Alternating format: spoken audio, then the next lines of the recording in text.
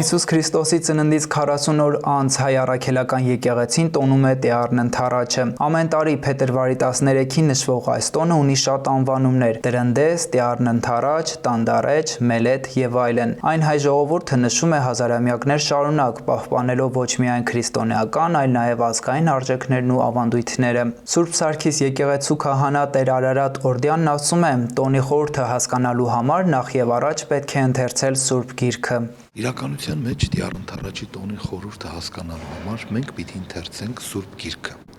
թե ինչպես է նկարագրված Տեառն Ընթառաջի այդ պահը։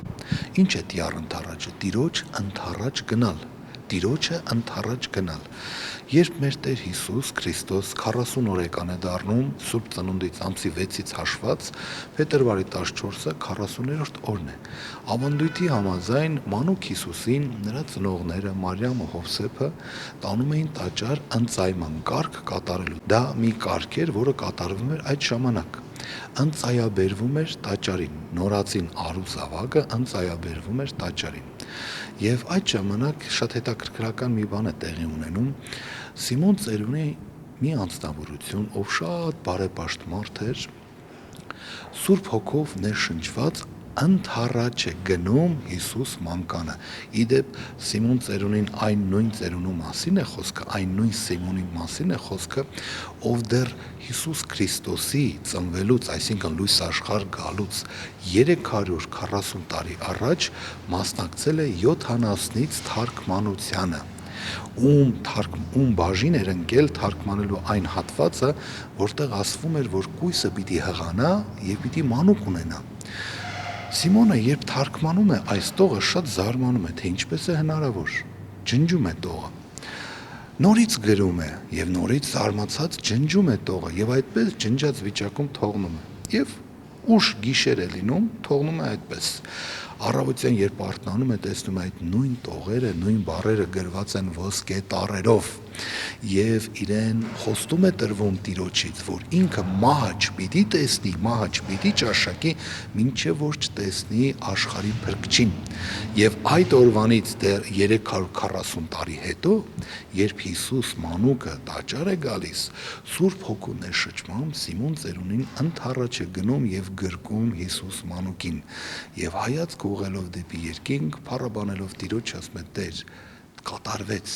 հիմա կարող ես հոգիս վերցնել։ Այսօրը եկեղեցիներում տեղի է ունենում նորապսակների օրհնության կարգ։ Նոր ընտանիք կազմածները մասնակցում են Տեառն Ընթառաջի պատարագին, որի ընթացքում կատարվում է մոմերի օրհնություն։ Նորապսակները վառում են օրհնված մոմեր որպես լույսի, հույսի, օրհնության եւ նոր կյանքի խորհրդանիշ։ Պատարագից հետո քահանան նորապսակներին հրավիրում է խորանի մոտ, կարդում օրհնության աղոթք, խնդրելով Տիրոջից սեր, համերաշխություն, առողջություն, զավակների պարգև եւ ամուր ընտանիք։ Քահանան խաչակնքում է նրանց, տալիս օրհնված մոմ կամ ավետիս՝ ի նշան հույսի, սիրո եւ հավատի։ Ըստ Տեր Արարատ Օրդյանի, Տեառն Ընթառաջի տոնի հետ կապված կան նաեւ ժողովրդական ավանդույթներ ու ավանդություններ։ Երբեմն շփոթություն կա, մարդիկ մտածում են, որ տոնը իրականում ամբողջապես հեթանոսական ժամանակաշրջանի տոն է։ Տեր Հայրը սակայն այդպես չի կարծում։ Երբեմն շփոթություն կա, մարդիկ մտածում են, որ սա իրականում ամբողջապես հեթանոսական տոն է։ Գիտեք,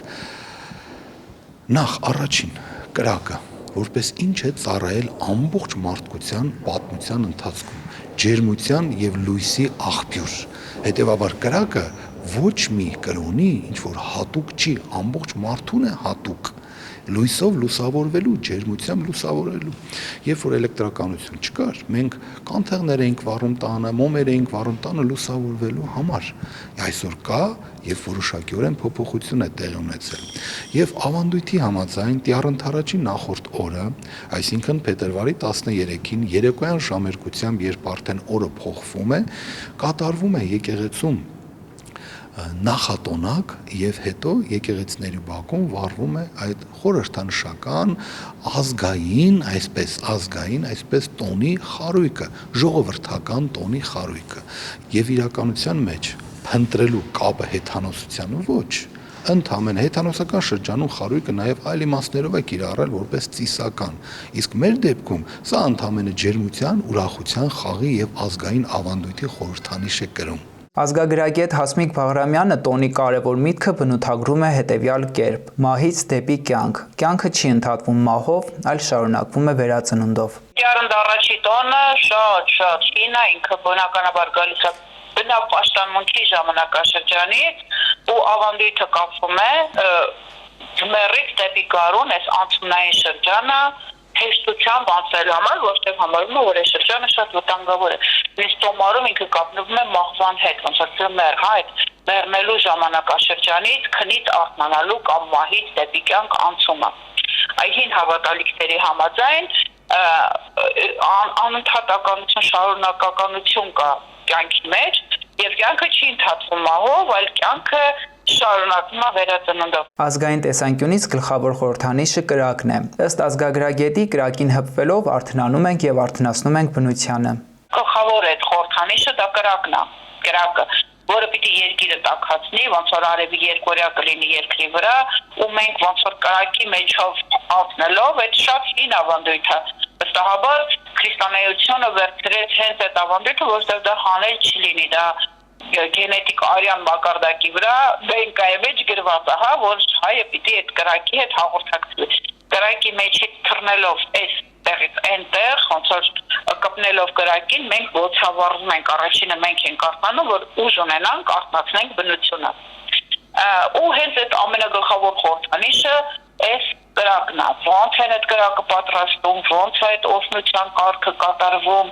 ինչ փայտ պիտի լինի, ինչ պիտի լինի, այդ բոլորս այդ մանրամասն շատ խորը, շատ հին գիտելիքներ են, որոնց մասին բավականաչափ շատ նյութ կա ազգագրական մեր գրքերում, հանդեսներում։ Ավանդույթի համաձայն Տեառն Ընդառաջի տոնին ընդունված է պատրաստել եւ սեղանին դնել խորհրդանշական օրհնված համարվող ուտեստներ, որոնք կապված են պտղաբերության, բարեկեցության եւ լիության գաղափարի հետ։ Տոնական սեղանի անբաժան մաս են կազմում աղանձը, ցորենը, փոխինձը, գաթան, չրեղենը, ընկուզեղենը, մեղրը, կարագը, տնական քաղցրավենիքները եւ բրնձով քաղցր ուտեստները։ Կույտ ամենագլխավոր խորհրդանիշը դա ցորենի հենց այդ հատիկն այդ սերմը ամենագլխավոր խորհրդանիշը, որը բովվում է, դառնում է աղանձ, աղվում է, դառնում է փոխինձ, էփվում է, դառնում է խաշիլ, այս բոլոր ուտեստները ինչ որ կապվում է բոված ցորենի հետ, տրնդեզի կոդն են։ Եվ իհարկե գաթան անպակաս, որտեղ գաթան հենց արևի խորհրդանիշն է, գլոր գաթան։